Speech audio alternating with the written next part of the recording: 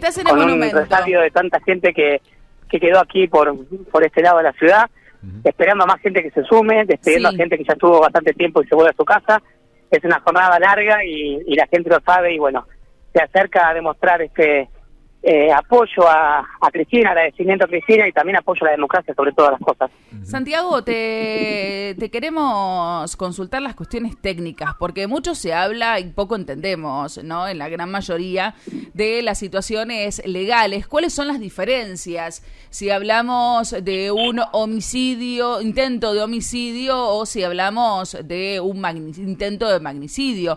¿Sería distinto? ¿Sería si es homicidio simple y demás? Mira, no, bueno, magnicidio es una forma de decirle al homicidio que... Bien, no que tiene figura legal. Contra una figura política. Perfecto. ¿Me escucha? Sí, te escuchamos, Santi. Perfecto. Ah, perfecto. No figura así en el Código Penal. Genial. Magnicidio. ¿Bien? Bien. Insisto, es un término técnico para llamar a esta clase de homicidio, si es que se hubiera dado, obviamente, Sí. sería una tentativa de magnicidio, pero para nuestro Código Penal sería una tentativa de homicidio. Bien. ¿Es agravado por la situación de quién es la persona? Exactamente, sí. Está dentro de las cosas del 80.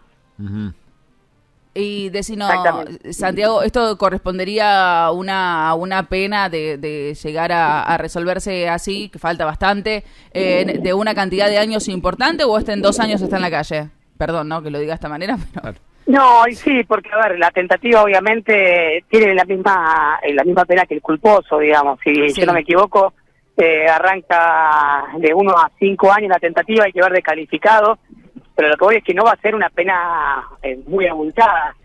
Si es que lo ver así, hay otros delitos que uno no conoce mucho porque no se suelen dar, que tienen que ver contra atentados contra la democracia y demás. Ajá.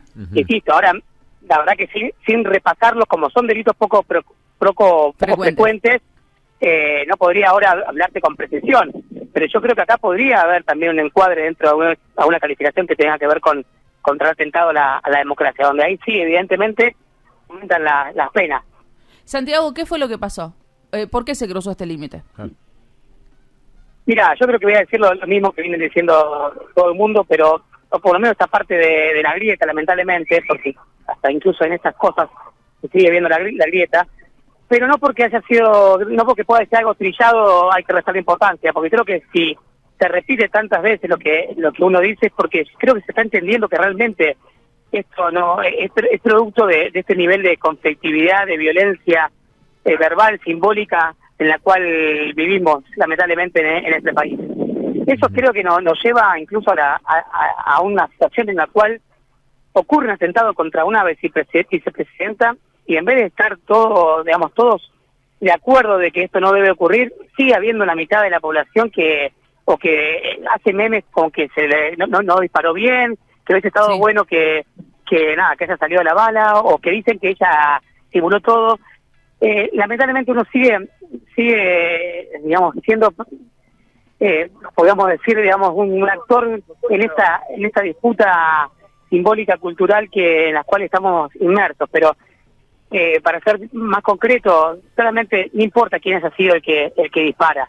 Claramente esa persona dispara porque está en el medio de un caldo de cultivo que hacen, que crean entre diferentes actores, no solamente los medios de comunicación, sino también incluso el sector político que avala o que participa de marchas en donde pidieron la se pena de pone muerte. una horca, donde se simulan cuerpos. Bueno, ahí lo intentamos retomar el contacto con critican Santi, eso, Santi, no te salen escuchamos. a discutir esa metodología de violencia. Nada, vamos a llegar a esto. No sé si se me escucha, yo no tengo retorno, no lo escucho a ustedes tampoco. ¿Ahí me escuchás? Ahí te escucho como atrás de otras voces, pero bueno, A ver, entiendo que estoy en la calle y es complicado. Santi, la pregunta sería, a ver, ¿esto se puede modificar con algunas situaciones de ejemplificación, con alguna pena, con algún repudio concreto frente a los que colgaron los cuerpos, esas bolsas en la Plaza de Mayo, las manifestaciones anteriores? ¿Dónde se frena? ¿Cuál es el punto?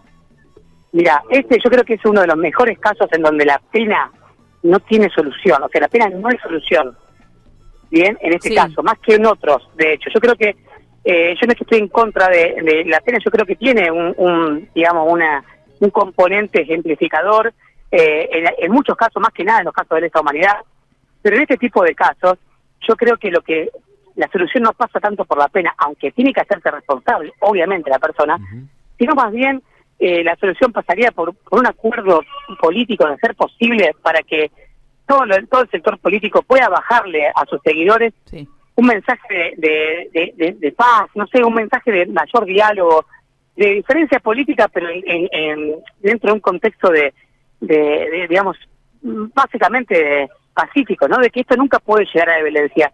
Y mientras no tengamos un acuerdo político y acuerdo también de medios, de que hay cosas que no se pueden decir, que hay cosas que deberían dejar de decirse, y no porque estamos en contra de la libertad de expresión, sino porque justamente eso deja de ser libertad. Claro. Cuando uno plantea en los términos violentos que se plantean, deja de haber libertad ahí, porque lo que está planteando directamente es directamente la supresión del otro. Entonces, ¿dónde está la libertad de alguien que dice como diputado de que debería haber pena de muerte para Cristina? Sí, no, tremendo. La libertad de decirlo, pero no le da la libertad de pensamiento a la otra persona, la libertad de movimiento, directamente lo está reduciendo a la muerte a otra persona. Entonces, tenemos que dejar de poner como un tótem la libertad de expresión, porque claramente la libertad de expresión es un derecho, pero también tiene obligaciones. Hay que ejercerla responsablemente la libertad de expresión. Y cuando eso no se hace en estos términos, cuando se cruzan permanentemente estos límites de violencia y queremos consecuencias como las que ahora estamos viviendo, lo que debemos hacer es revisar esa práctica. Lamentablemente no se pudo con la ley de medios, porque bien sabemos la suerte que tuvo la ley de medios.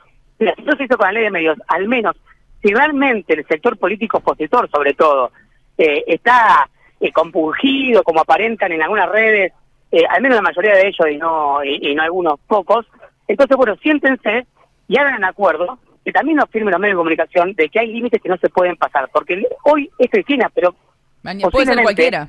Puede ser otro de otro sector.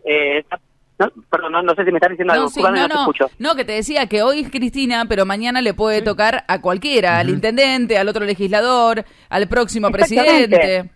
Mira, perdón, Magna, no es azaroso que le haya tocado primero a Cristina. No, bueno. Eso desde ya. Porque obviamente es la destinataria permanente de las mayores expresiones de violencia en nuestro país. Violencia política es la que más la padece, además de por todo lo que ha hecho por los argentinos, sino también por nuestra condición de mujer, que esto no hay que obviarlo.